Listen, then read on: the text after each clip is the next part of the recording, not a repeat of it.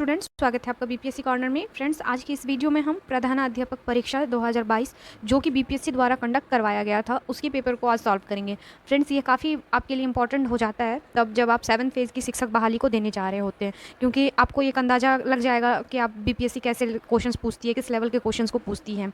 तो शुरू करते हैं फ्रेंड्स, और जो लोग भी शिक्षक बहाली देने जा रहे हैं उसके लिए काफ़ी इंपॉर्टेंट हो जाएगा ये वीडियो। बिना देरी किए हुए हैं शुरू करते हैं आज का वीडियो और देखते हैं हम पहले सवाल को। पहला सवाल इसमें पूछा गया था, निम्नलिखित में से कौन सा पाठ्य योजना में एक केंद्रीय बिंदु है? ऑप्शंस हैं ए अध्यापक, बी शिक्षण उपकरण, सी विद्यार्थी या डी शिक्षण विधि। ई उपयुक्त में से कोई नहीं, उपयुक्त में से एक से अधिक। तो फ्रेंड्स, इसका आंसर हो जाएगा ऑप्शन सी विद्यार्थी। कि पाठ्य योजना में केंद्रीय बिंदु कौन होता है? तो एक विद्यार्थी ही होता है। आगे देख लेते हैं हम अगले सवाल को। अगला सवाल है, एमिल दुर्खिम का कार्यप्रणाली उपकरण है। ऑप्शंस हैं ए घटना क्रिया विज्ञान, बी सामाजिक तथ्य, सी धर्म, डी श्रम विभाजन या ई उपयुक्त में से कोई नहीं, उपयुक्त में से एक से अधिक। तो इसका सही आंसर हो जाएगा ऑप्शन बी सामाजिक तथ्य। अगला सवाल है, किस प्रकार का अनुसंधान सिद्धांत विकास से संबंधित है?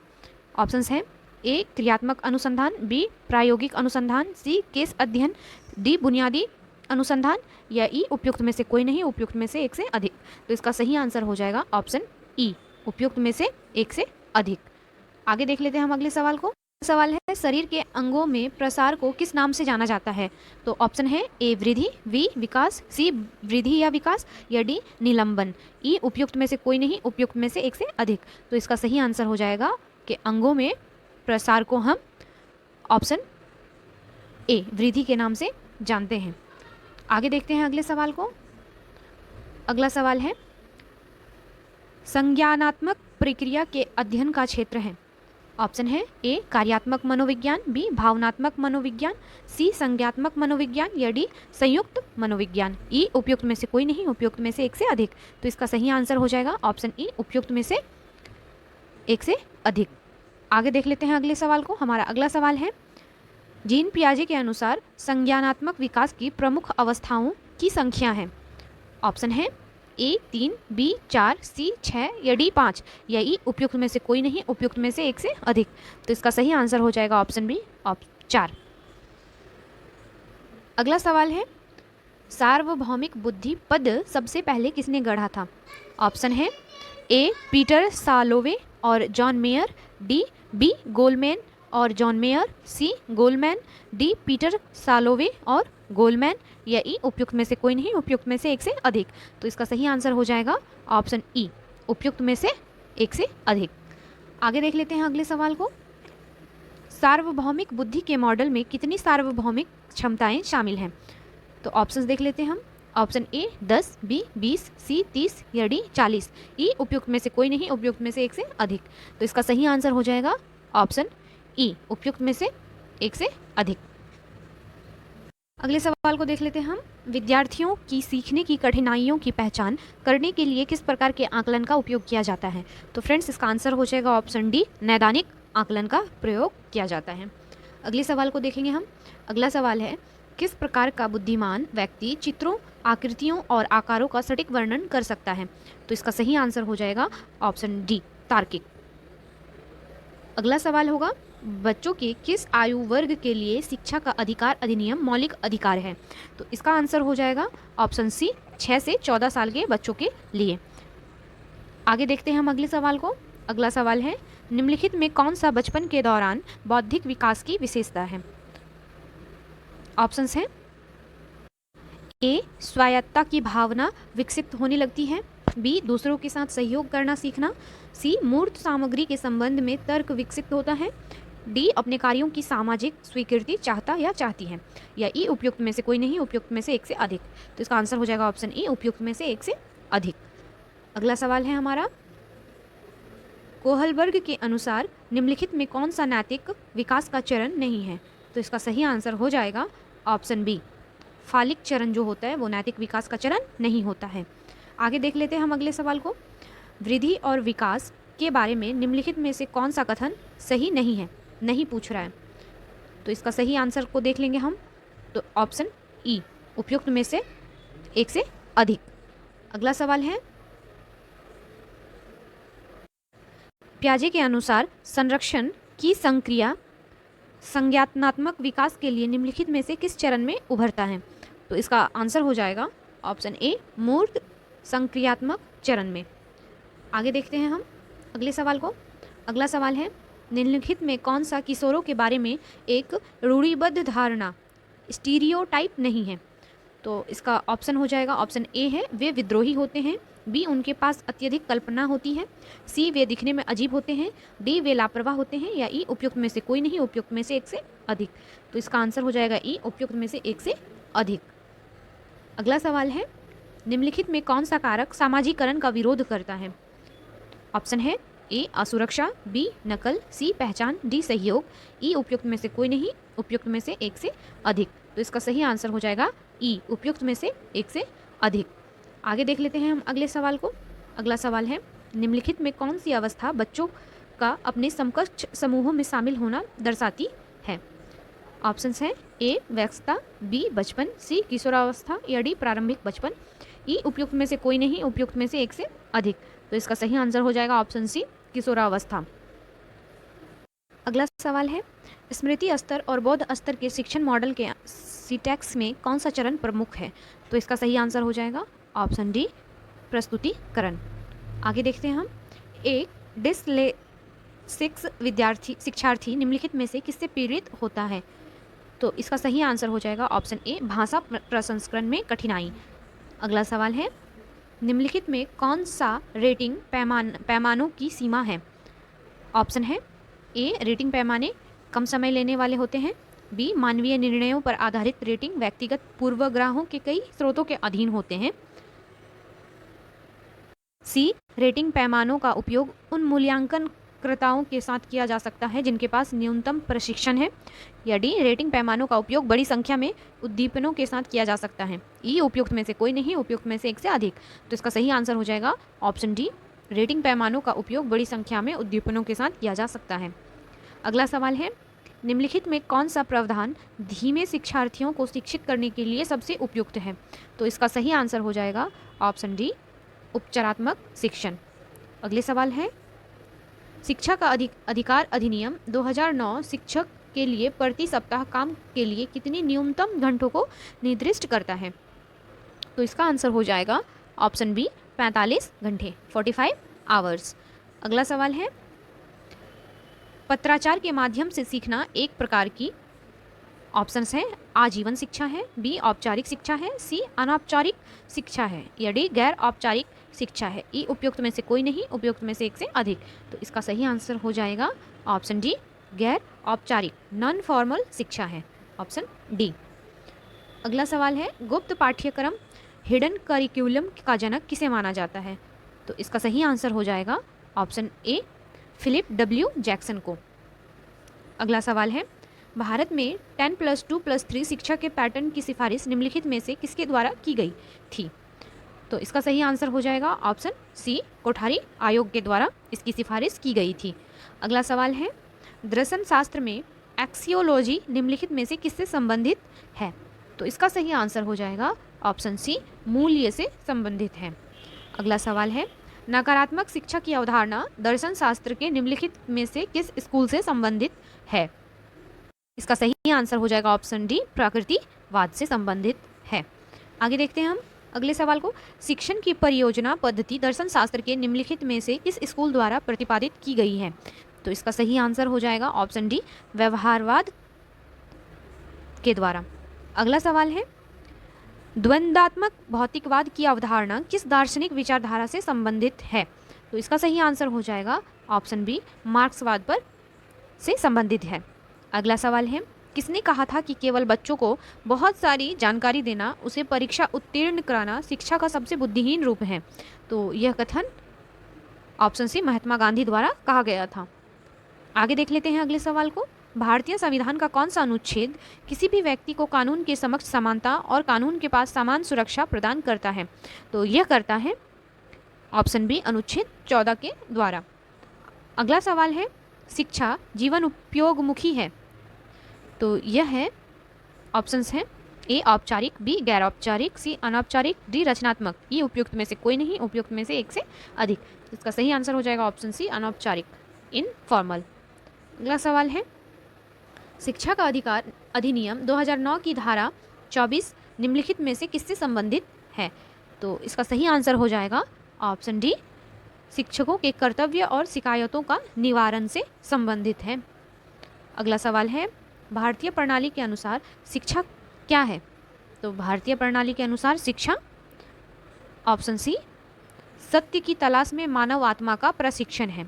इंपॉर्टेंट क्वेश्चंस है फ्रेंड्स, आप इसको ज़रूर एक बार सॉल्व करके जाइए मेरे साथ एग्जाम में, तो देखिएगा कहीं ना कहीं आपको काफ़ी इंफॉर्मेटिव लगेगा। आगे देख लेते हैं हम अगले सवाल को। अगला सवाल है, निम्नलिखित में से किसने उद्दीपन प्रतिक्रिया संबंध को सिखाने की मूल इकाई माना है? तो इसका आंसर आ जाएगा डी, व्यवहारवादी अधिगम का सिद्धांत है, ऑप्शन डी। आगे देखते हैं हम अगले सवाल को, इनमें से कौन सिखाने के लिए रचनावादी दृष्टिकोण से जुड़ा है? तो इसका सही आंसर हो जाएगा ऑप्शन डी, कार्ल रोजर्स।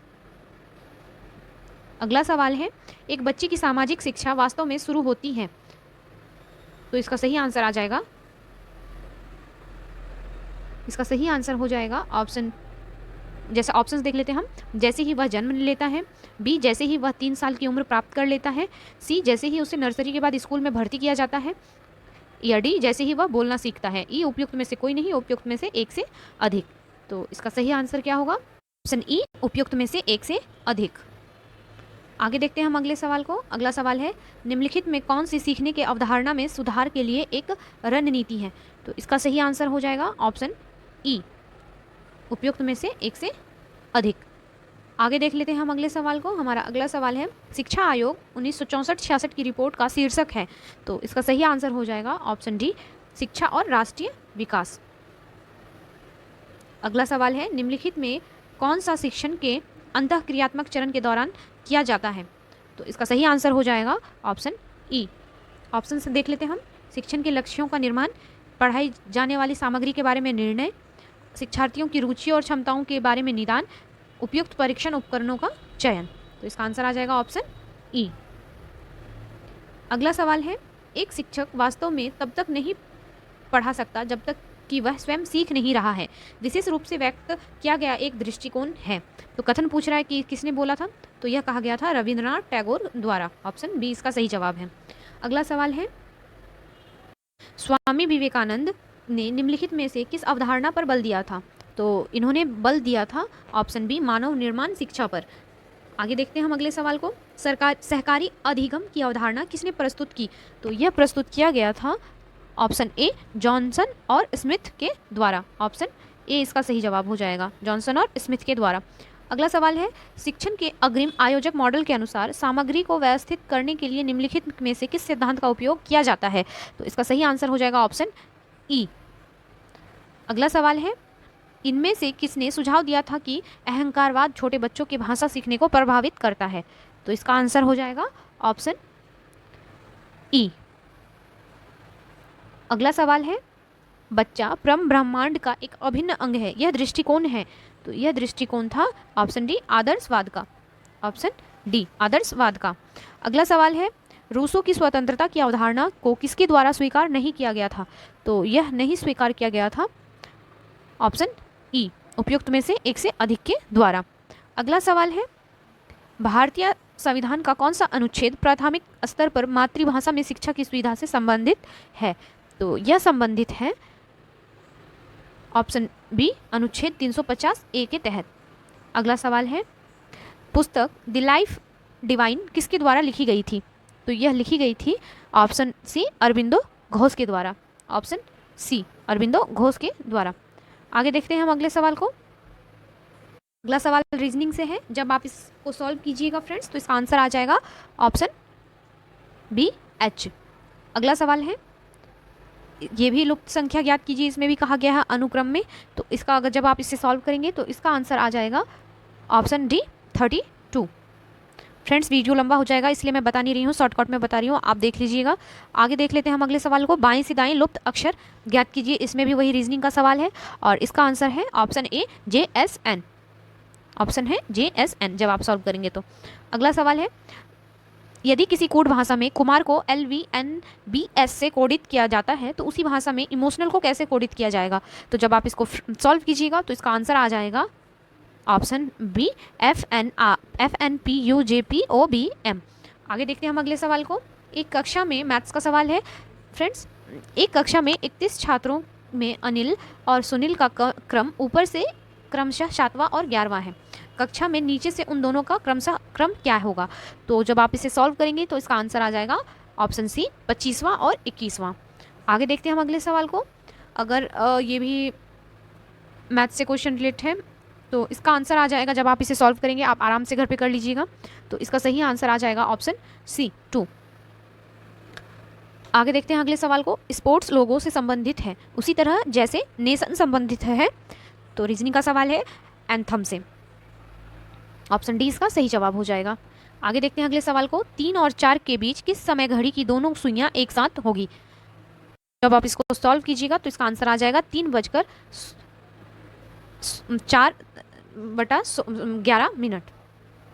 आगे देख लेते हैं अगले सवाल को। निम्नलिखित में कौन सा प्राकृत संख्या का वर्ग नहीं हो सकता है? तो जब आप सॉल्व करेंगे तो इसका आंसर आ जाएगा ऑप्शन सी 31, 24, 5 का वर्ग प्राकृत संख्या का वर्ग नहीं हो सकता है। ऑप्शन सी इसका सही जवाब हो जाएगा। अगला सवाल है, दिया गया है मैथ्स का सवाल है फ्रेंड्स, और जब आप एक्स वाई के मान को देखेंगे तो इसका आंसर आ जाएगा ऑप्शन डी 2 और 1। आगे देखते हैं अगला भी मैथ का सवाल है। इसका आंसर हो जाएगा ऑप्शन बी 2। 62 का आंसर है ऑप्शन ए 5/3 अथवा -7/3। Option A. अगला सवाल है मैथ्स का सवाल है फ्रेंड्स। 2021 में मेट्रो शहर भागलपुर की जनसंख्या 48,07,000 थी। यदि यह 2% की दर से सालाना बढ़ती है तो 5 साल बाद इनकी जनसंख्या होगी। ऐसे क्वेश्चंस बीपीएससी अपने एग्जाम में भी पूछता है और ये टीचर वाले में भी पूछा है, तो इसका सही आंसर हो जाएगा ऑप्शन ए जब आप इसे सॉल्व करेंगे तो। आगे देख लेते हैं अगले सवाल को। अगर CN9 = इतना है तो C17 का मान पूछ रहे हैं। इसका आंसर आ जाएगा फ्रेंड्स ऑप्शन डी 1। अगला सवाल है औसत से है, तो इसका आंसर आ जाएगा जब आप इसे सॉल्व करेंगे 65 को, तो इसका आंसर आ जाएगा ऑप्शन डी 45। 66 का आंसर आ जाएगा फ्रेंड्स ऑप्शन बी 0.98 जब आप इसे सॉल्व करेंगे। अगला सवाल है 67 का। इसका आंसर हो जाएगा 67 का आंसर हो जाएगा ऑप्शन सी 20 दिन। 20 दिन। 68 का आंसर आ जाएगा ऑप्शन डी 5। 69 का आंसर आ जाएगा आपका ऑप्शन बी 13 रुपये और 17 रुपये। और 70 का आंसर आ जाएगा ऑप्शन बी 16। मैथ का अच्छा खासा वेटेज है फ्रेंड्स, आप अच्छे से मैथ को भी कर लीजिएगा। आगे देखते हैं हम साइंस के सवाल को। साइंस का सवाल में है प्रोटोप्लास्ट क्या है? तो इसका सही आंसर हो जाएगा प्रोटोप्लास्ट पादप कोशिका माइनस कोशिका भित्ति। ऑप्शन बी इसका सही जवाब हो जाएगा। अगला सवाल है कौन सा हार्मोन मानव शरीर में रक्त, कैल्शियम और फॉस्फेट को नियंत्रित करता है? तो इसका सही आंसर हो जाएगा ऑप्शन डी पैराथायरॉयड हार्मोन करता है। Option D. अगला सवाल है पति का ब्लड ग्रुप ए है और पत्नी का ब्लड ग्रुप बी है, उनके बच्चों का ब्लड ग्रुप क्या होगा? तो इसका ब्लड ग्रुप आ जाएगा ऑप्शन डी ए बी अथवा ओ। अगला सवाल है कौन सा मेरुदंडनीय प्राणी अंग केवल ऑक्सीजन युक्त रक्त प्राप्त करता है? तो इसका सही आंसर हो जाएगा ऑप्शन सी प्लीहा स्प्लीन। अगला सवाल है मानव कान का स्रव आवृत्ति प्रेशर है, तो इसका सही आंसर हो जाएगा ऑप्शन सी 20 हर्ट्ज से 20,000 हर्ट्ज तक। ऑप्शन सी इसका सही जवाब हो जाएगा। अगला सवाल है ब्लैक बोर्ड काला लगता है क्योंकि यह है ऑप्शन ए किसी भी रंग को परिवर्तित नहीं करती है। अगला सवाल है साबुन का बुलबुला किसके कारण रंगीन दिखता है? तो इसका सही आंसर हो जाएगा ऑप्शन बी व्यातीकरण के कारण। अगला सवाल है पानी की बूंदें तैलीय सतह पर नहीं चिपकती हैं, इसका कारण क्या है? तो चिपकने वाले बल की कमी के कारण। ऑप्शन ए इसका सही जवाब हो जाएगा। आगे देख लेते हैं हम इंद्रधनुष बनने का कारण होता है, तो इसका क्या कारण होता है फ्रेंड्स? तो ऑप्शन डी पानी की बूंदों द्वारा सूर्य के प्रकाश का अपवर्तन और परावर्तन। ऑप्शन डी इसका सही जवाब हो जाएगा। अगला सवाल है निम्नलिखित में कौन सा एक पायस का उदाहरण नहीं है? तो इसका सही आंसर हो जाएगा ऑप्शन सी दही। अगला सवाल है, निम्नलिखित में कौन सी सिरका की संरचना है? तो इसका आंसर आ जाएगा ऑप्शन डी, पानी में एसिटिक एसिड का 5 से 8 घोल, ऑप्शन डी। अगला सवाल है, निम्नलिखित में कौन सा गलत कथन पूछ रहा है? तो इसका आंसर, अगर आप ऑप्शंस को देखेंगे फ्रेंड्स, तो इसका आंसर आ जाएगा ऑप्शन बी, मिश्र धातु 2 या 2 से अधिक धातुओं का विषामांगी विसरण है, ऑप्शन बी। ये गलत कथन है, बाकी कथन सही है। आगे देख लेते हैं हम अगले सवाल को। ब्लीचिंग पाउडर का रासायनिक नाम पूछ रहा है, तो इसका रासायनिक नाम हो जाएगा option A, calcium oxychloride, CaOCl, option A इसका सही जवाब हो जाएगा। आगे देखते हैं हम अगले सवाल को। निम्नलिखित में कौन सा रासायनिक परिवर्तन है? तो इसका सही आंसर हो जाएगा ऑप्शन ई, उपयुक्त में से एक से अधिक। खाना बनाना जिसमें से हो जाएगा, ये भी रासायनिक परिवर्तन है। भोजन का पाचन भी रासायनिक परिवर्तन है। ये दोनों ही रासायनिक परिवर्तन है। फ्रेंड्स, अगर आप क्वेश्चंस को देखेंगे तो ये सब क्वेश्चंस बीपीएससी में जरूर पूछा गया है। आप 65वीं में या फिर 66वीं में देखिएगा, ये सब क्वेश्चंस वहीं से पूछे जा रहे हैं। इसलिए मैंने प्रीवियस ईयर को करवाने का मतलब ये लिया, रिस्क लिया, ताकि आपको पसंद आए वीडियोज़ आपको, ताकि इसका पता चले कि बीपीएससी कहाँ कहाँ से क्वेश्चंस पूछती है और हर एग्जाम में लगभग ये क्वेश्चंस को रिपीट करती है। तो इस ऐसे में फ्रेंड्स आप अच्छे से इसको करके जाइएगा तो आपको ज़रूर से ज़रूर लाभ मिलेगा। आगे देख लेते हैं हम अगले सवाल को। गाजर का रंग नारंगी होता है क्योंकि? तो इसका सही आंसर हो जाएगा ऑप्शन बी, इसमें कैरोटीन होता है, इसीलिए इसका रंग नारंगी होता है, कैरोटीन के कारण। आगे देखते हैं हम अगले सवाल को। बिहार के निम्नलिखित वन्य जीव पक्षी अभ्यारण्यों में से भौगोलिक क्षेत्र की दृष्टि में सबसे बड़ा कौन सा है? तो इसका सही आंसर हो जाएगा ऑप्शन बी, कैमूर। अगला सवाल है, बिहार के निम्नलिखित प्रशासनिक प्रभागों में से किसके पास सबसे कम जिले हैं? तो इसका आंसर हो जाएगा ऑप्शन ए, भागलपुर के पास सबसे कम प्रशासनिक प्रभाग है। फ्रेंड्स, वीडियो काफ़ी लंबा हो रहा था, इसलिए मैं सोच रही थी इसको मैं पार्ट 2 में भी लेके आऊँगी। तो प्लीज़ अगर मेरे वीडियोस पसंद आते हैं तो आप मुझे ज़रूर कमेंट करें कि इसका पार्ट 2 जल्द से जल्द लाएँ। Thank you.